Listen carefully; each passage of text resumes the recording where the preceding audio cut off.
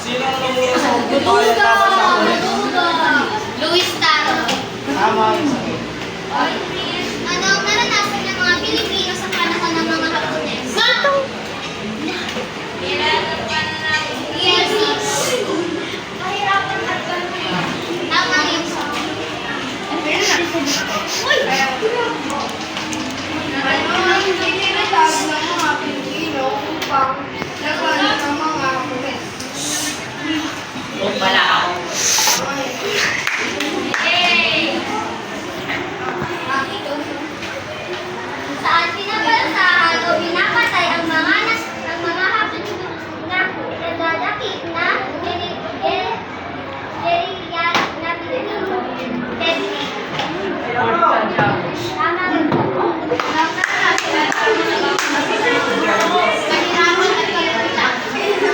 Ano ang tinatawag ng mga Pilipino sa panahon ng Hapones?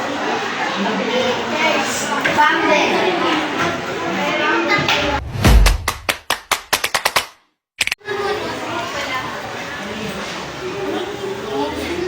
Si Luis Taro.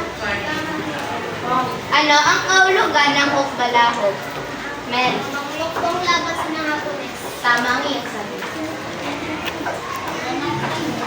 Bakit binuo ng mga Pilipino ang mga ilusyon? Dahil sa pamagi at kalmitan ng mga Hapones. Ano ang tawag sa mga Pilipino kumalit sa mga Toy? Sila'y tinawag na mga Pili. Sa panahon ng mga Hapones, ano ang naranasan ng maraming Pilipino na Kahirapan ng tulitan. Ano ang kinatatakutan ng mga Pilipino? Ang sagot ay Henrayhan. Bakit na itatawag ang sa mga grupo ng Pilipino? Bakit na itatawag ang sa mga grupo ng Pilipino?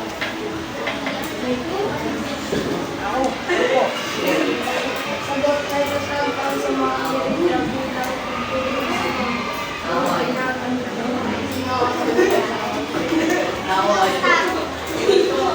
Sino ang namuo sa balahok? BRB, wala akong paalam ah.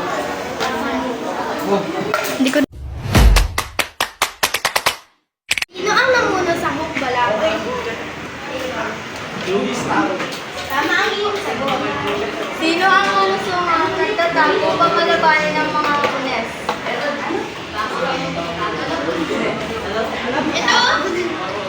Si Luis Taro. Tama ang iyong sagot. Ano ang tawag sa mga Pilipino na kumalik sa mga Pilipino? Ano ang tawag sa mga Pilipino na kumalik sa dahil tinawag na makapili. Luward, ikaw na luward. Sino ang namuna? Sino ang namuno sa Hukbalahok? Ayun.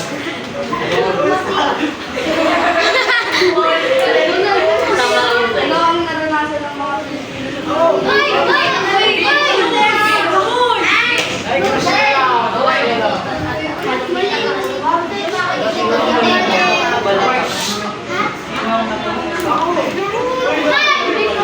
Luis Taro. Bakit ginawa mo wala?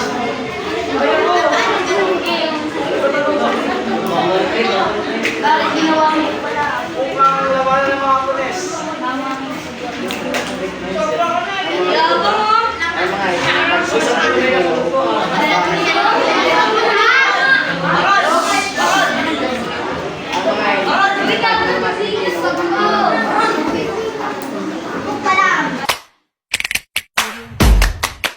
Mga nagdadakip ng gerilyang Pilipino ay saan pinapatay ang Go!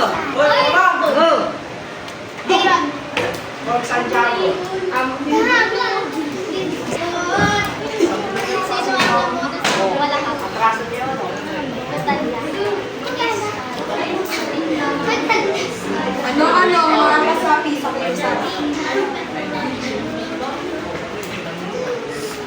lingkod, mga pari, guro, mag-aaral. Sino ang namulong? Sino ang namulong sa buong bayan laban sa Marami! Ano ang inilag ng mga Pilipino ang labanan ng mga Hapones? Tama ang